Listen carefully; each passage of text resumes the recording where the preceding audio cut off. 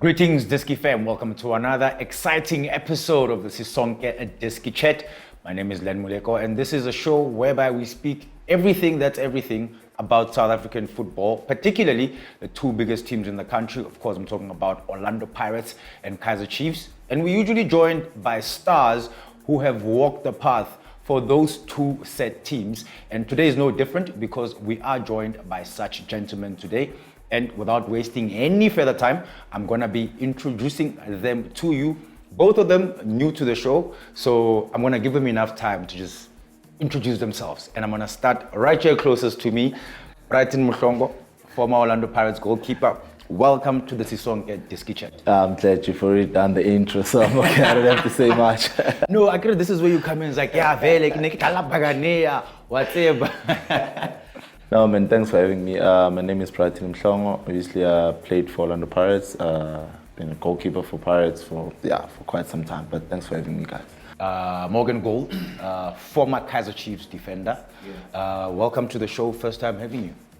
Yeah, I mean, it's been coming. Thank you. I've been chasing you, eh? Finally, I get the call up, so I honored the call up. So. I know you only do stars, but this time we're trying to dim the light, you know. So not even. We only to have us. We only deal with the stars on this show. That's why you guys are here. And I'm actually going to throw this question right at you. Speaking about stars, there's obviously been the first half of the league that has taken place thus far. We've seen how Kaizer Chiefs have fared compared to how they would have done last season. What would you make overall of how they manage to play with the 16 games that they've played and sitting in fourth place, even though they've got games in hand? Look, you can't really tell what the identity is because, firstly, it's a new coach. They had Gavin before, and I know Gavin. He's all over the place. Yeah. Very good guy, all over the place, but some players couldn't adapt to that, you know, so it needs a certain type of player to play under him. So moving to Baxter, he's more staunch, he's more about his tactics. You need to believe and understand in his tactics. So it's a bit of a wishy-washy type one, but for me, they're faring okay. They can do better. They're doing okay. For a big team, they should be maximizing because times are going to come where they can't pick up points because everybody's going to read what they're doing and know what they're doing in the second round of the season. So yeah, for me, it's a bit of a slump in the mood. Brighton, is it fair to, I know I just asked this to Morgan, is it fair to look at how many games now? On average 20, because the log leaders have obviously played 20 games. In the famous words of one coach who is coaching somewhere on the African continent. You can say, pizza, it's fine. You can say it, my friend. You can say that. You've seen this movie before. The league is never won in February or in January. Is it fair to look at it now and say, okay, maybe the team has not really done that well? Not taking into account where there's still maybe Nyana Boma 14, 15, 17, well, not 17, but 14, 13 games left for some teams versus some teams who only have 10 games left. Yeah, look, I think it's a catch-22 when you look at it because now we're going to look at so many aspects that contributed to how most teams have played throughout. Mainly, obviously, I'd like to allude to the fact that obviously the whole COVID thing, it did really, hamper other teams' progress. And obviously with what has been going on throughout, with the stop and goes, the changings of the coaches and so forth. And well, with what Morgan has said right now with the changing of coaches as well, I think it did play a huge role, given the fact that with Chiefs, they had this huge ban upon them. And well, it has been difficult for them to a point that with Gavin, when he came in, he didn't have really much resources to work on. And when obviously he was trying to strike the balance between the young and the old, trying to obviously implement his philosophy as well, it has been hard, And then one would wonder if, was he supposed to be given more time now that the ban was done so that he can try and exert himself the way he wanted to? So to answer your question, I think no one has, well, with Sundowns doing what they're doing, I mean, we know Sundowns, and it's a group of players who've played together for quite some time now, and with the same technical team, obviously with Mhlongo still there and Rulani here having left and came back and so forth. There's nothing new to them. They already have that team cohesion, whereby they're doing everything that they know, which is that true identity of the team and the philosophy as well. But as for other teams, so to speak, I don't think they do have the identity. I don't think they do have the personality to match the capacity that the Sundowns is giving right now. So it is safe to say that there's no return for other teams. The only thing that they can do right now is to try and hope to finish at a respectable position, which is obviously Champions League position, of which credit must go to them, because all these big teams, they've been falling short when it comes to that, finishing first and second, So it would be nice to see all these big teams finishing at least second, third, fourth, So yeah, to answer your question, I think, it's far from it. Interesting thing, and I think both of you guys, and I want to hear your version of it and your version of it. You guys have been inside a bubble, ne? Both of you. No, sorry. I Were you not inside a bubble? I don't do bubbles, my dude. Sorry, I don't do bubbles. I like my space, I don't do bubbles, sorry. You were inside a bubble. Yeah, I was. How's life inside a bubble? Because I think a lot of people was like, okay, cool, 6 weeks they're gone, living in a hotel, all you got is Must be careful. What bubbles are you talking about? Sorry, have you guys been inside the bio bubble? Thank you. Yes. No, I haven't been. I never did biology, so Okay. I'm not even a bio bubble. Okay. Yeah. Bio bubble. No, I have bubbles for my birthday, celebrating.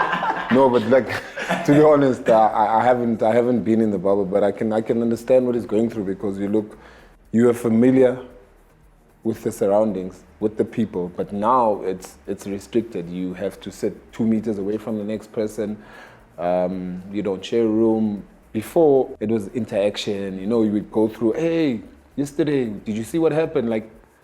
Now it was reduced, and we don't understand in South Africa that was it's mental. It's totally mental, and it plays with your head, Yeah. And we don't take it serious. True. Let's look at it overseas. They've got the capacity. They've got physios. They've got psychologists, sports psychologists. Yeah. They've got that. Also, now there is a derby that's upon us. What do you think players of both teams would be going through in their minds? Do you have a story personally where you're like, ish, there's this derby that I played in, and then after that, this happened. I couldn't even get out of my house for 2-3 days. Fortunate enough for me, I never got those moments, because if I can recall, my first derby was after, I think a month after Senzo's passing, whereby I was still trying to find my feet. We lost the game 2-0. It was a hard one, but I think what helped was that the support structure that I had, amongst obviously my other peers, apart from my teammates, all the guys were there for me. Even Morgan was there as well. The guys would always push me to say, Ntwana, everything will be good. Just hang in there, keep pushing yourself and so forth, And then after that, I never looked back, because I think what happened was the next derby we played a draw. It's either it would be a 1-1 draw or a 0-0 draw. And then for me, keeping a clean sheet of a game of that magnitude, for me, it was amazing. And then the other derbies that I played, I think it was the Carling Cup, where I saved 2 penalties, we won. And then the most famous one, where I got slapped by this guy, actually, was... Morgan. Yeah, because they got a penalty, I think, 80-something minute, and the score was still 1-1, So we tried to push everyone around. And Morgan just comes to me, he's like, he puts his head, but he meant it good, because he always liked to choke, Yeah. So he just went, he pushed me aside, And then I tried to buy the referee. I'm like, hey, ref, did you see that? Ref said, no, guys, you're always choking. And then I saved that penalty, and then obviously managed to salvage a point for the team. Yeah. It was a great one. So I never got such moments, but one would think that every time before you could play that game, it's always, sleepless nights.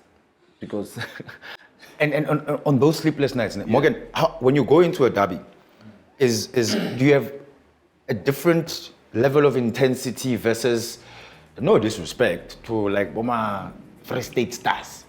I want to hear him lie about this. I want to hear Nah, him lie listen, about I'm wired differently, man. Yeah, exactly. I'm wired differently. I wouldn't give a Yeah. that's me. I'd go clubbing on Wednesday just to ease the nerves and then go to a game on Saturday. Listen, it's what you prefer.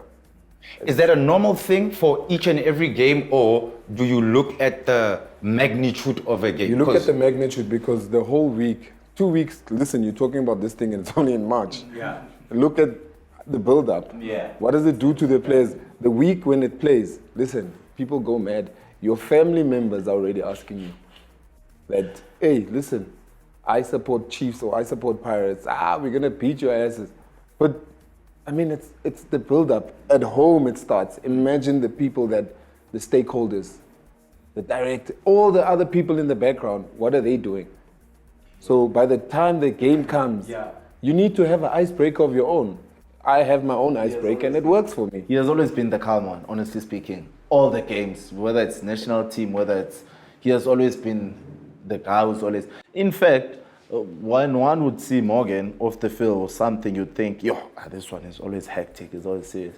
I find that sometimes when the game is on, he's quite a joker, you know? So he has always been one of those to, just bring back that thing that, guys, it's only a game at the end of the day. It's only a game. Let's just go out there, give our all, obviously, but, with the same respect, the same level of respect, and not forgetting that you need to have fun. For me saying that, everybody wants to be part of the derby. Everybody wants to have a say in the derby. And what better way if I'm Brighton's substitute keeper, if I'm hot in that week, it's going to give him opens. It's a good and a bad thing. People choose their games. A lot of players choose their games, and I'm not scared to say it. A lot of players, especially top hip-happening players, they choose their games because they know they'll get endorsement deals. They'll be more popular. He can post about the game after on Instagram. The clout, the whole clout thing. Everybody's for that. But for me, it was more of, listen, forget the clout. Why are you doing it? Why are you in football? Why did you even start? Yeah. And now the guys are the clout. Even the players I played with, all they want is the clout. So for me, it's true. There's a lot of players that choose their games. Dressing will be full if we play cheaper. Come Chiefs, Pirates, everybody's healthy and well. They want to play. The real big games are the ones that are not televised. Yeah. The ones that are not, how can I put it? People don't see the value to it because it's not publicized, it's not marketed, but it's not hyped. Yeah, but it's those games that to show you that you've got grandes. And on that point, obviously for like a better part of 2 years, we should be going to 2 years very soon with games being played without fans at the stadium. Potentially, fans will be returning to the stadium. If you've played at the professional level, whereby you don't know what fans are in a stadium, now suddenly you get put in the starting 11 during a derby and maybe all the fans are back, it's 90,000. You've had that moment whereby it was the first 90,000 that you had to deal with. Well, how does that go? Well, honestly speaking, I think I was fortunate enough that I got exposed to some of the things at a very young age. Obviously, coming from the Pirates development, you'd be surprised. The derbies for the juniors as well, they're so hyped up the way the senior ones are, So I got a glimpse of it. Obviously, however, one would say it's not the same, And then, obviously, before I could start playing, I was exposed to that. And I knew, because now if the DNA of the club and the tradition and the history of the club is being drilled in you at a young age, you already have those expectations to say, hey, this is what it might be. So you need to prepare yourself beyond that expectation, So for me, yes, I'd be lying if I said the first moment when I walked down the tunnel knowing that, I'm playing this game. Just the pitch inspection. I mean, with Kaizer Chiefs, Soccer City, whether you like it or not, Chiefs always had, like, the fan base was huge, So walking down the tunnel, you have that feeling like, okay, this is real. But to tell you the truth, I don't know. I think the derby is the easiest game to play. It's the easiest game to play as long as, for a goalkeeper, the first catch that you get from a cross, the first distribution, or the first save, that first touch of the game, it's like with the infield player, the first touch, how you're going to pass, that's what sets the mood for you. If you're going to have a bad one, then it's going to be hard for you to come out. So coming back to your question, I don't think there's any youngster now who has never played around a huge crowd, because they're playing Phillies games, they're playing this and that, which is very volatile, in fact, because the fans are just right here next to you, So, and goes back to what Morgan was saying. Why am I playing football if I can't handle those situations? Those are the kind of questions that you need to ask yourself. It's either if you want to go in, you just want to be there for the picture, whether you lose or you win, it doesn't matter for you. Whether you have a good game, it doesn't matter. Then if that's for the gram as well, it's fine. If you're doing it for that, it's fine. But the main important thing is understanding why are you there. So if you're going to be afraid, because those are the moments, that define you as a player. Every player throughout, they want to play. I mean, even around the continent, they want to play the Soweto Derby. So you need to see yourself as one of the most fortunate players to be gracing that stage, with the great players as well. So for me, it's got nothing to do about the fans. It's just a matter of understanding the badge as well. That's what you are taught, that you need to know what you're wearing, your chest. So it's just fans or no fans, more or less the same for me. Two things before we get out of here, and it's for both of you. The first one, I'm going to start with Morgan. Okay, well, the last thing is actually just looking at how the upcoming derby is going to go and what your potential predictions are. But before we get that, have you lost a derby, and what was the one derby that you lost, and like after the game you were like, nah, I should not have lost that game? Let me floss a bit. I played the Pretoria Derby. Yes. I played the Cape Town Derby. Yes. And the Soweto Derby. My man. So I don't know what derby you want. Listen, okay. I'm kidding. Listen. Now look, to be honest with you, it's gonna be a stalemate. Why would you say that? Because given the first one that happened... Derbies are the Soweto Derby is one of the most boring games ever, to be honest. There's no clap, smack, bang, let's go, let's do this. It's, that argy-bargy and then... He loved that part. Are you reserved? So when you go into that exciting part for him. When you go into that game, are you reserved on some let me play it safe so that I don't have to answer to those guys there outside on some why Barshapi? I don't answer to nobody.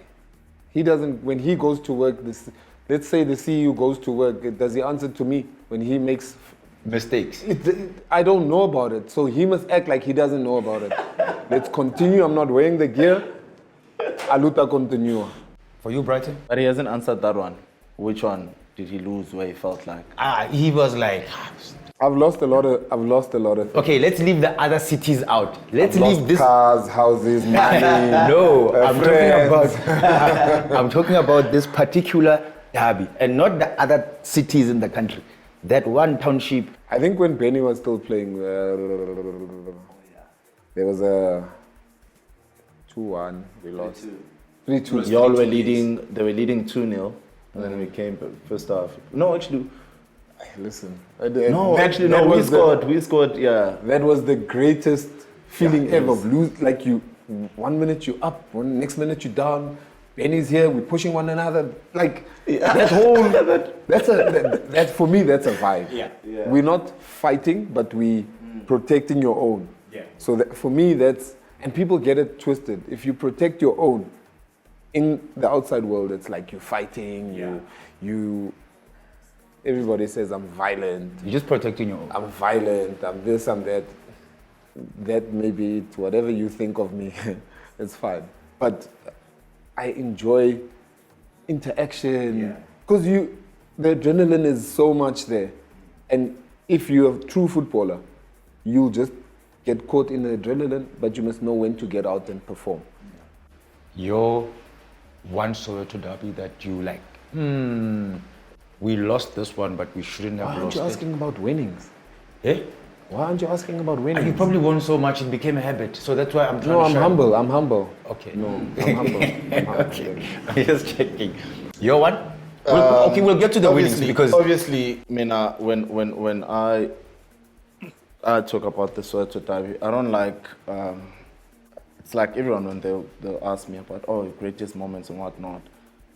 For me, I don't want to single out moments where I was particularly playing, because I got to play quite a handful, sure, but as a team, I always cherish every moment. I've always been a team player and whatnot, and if I see your pain on the field of play, be rest assured that on the bench it kills me even more, So there's one derby where the cup final in Moses Mabhida where we lost 1-0, where I felt like, no ways. These guys, they only got one set piece, boom. it was Stefo's head. That was it. And then we missed, I don't know, there was the time, I mean, even Brilliant was the man of the match that game, We missed, I don't know, like chances where I felt like, Haibo, what happened? Did they just move the goalposts or, all those kind of things? So that was a bitter pill to swallow. That one was a hard one where I felt like we shouldn't have. And at that time, mind you, Chiefs were very dominating that period. So at that moment, I felt like, guys, did we just play like this against? We were scared of them. I won't lie to you. At that time when they were relaxed, we were like, hey, guys, when we practice set pieces, we'd be like, I know Morgan is coming this way. This one is gonna block. So it was a headache, So it showed that they had a class, that this team whereby, they were just amazing. And us, we couldn't even handle that. And then when we played a game like that, and I thought, guys, this one, we could have won this one. I know Chiefs, they're passing and this and that, but this one, we were all over them and so forth. So that's, I think that one. All right, gentlemen, before we get out of here, 1-1. Just one way. It's a draw. One way. No, draw. 1-1. So that's why I left out the predictions. I don't want to be I would part say of those. 1-1 isn't one question. Where do you see Chiefs finishing at the end of the season? Of a number, just a number. Respectable position. How many teams are there again? There's 16. They'll be lucky to finish 5th. They'll be lucky to finish 5th. Lucky. Okay. Where do you see Pirates finishing Brighton? They want to win the league. It's a wrap. But guys, it doesn't. That's your prediction. I can't take it away from you. Yeah, but no, man. Second, yes, they're gonna maintain that. They're gonna maintain the second position. All right, cool. We'll come back to this conversation, and I'm gonna hold you guys Anytime. accountable, and be like, you said 5th, or not, or you said 2nd, or you said. No, you didn't say 5th. You said they'll be lucky if To they get finish. to 5th. No, I said give No, me it's a fine. number. Don't I'm even working let with him fifth. break it down. Don't let him break it down. I'll help him later when they come back of this interview. Yeah. Or you'll help me break it down. Yeah. Okay, cool. Morgan Gould, Brighton Mhlongo, thank you very much for joining us on the Sisonke Diski chat. And you two at home, thank you very much for being in our company. It has been a pleasure. We will do this again, same time, in a month to come. And this has been the Sisonke Diski chat.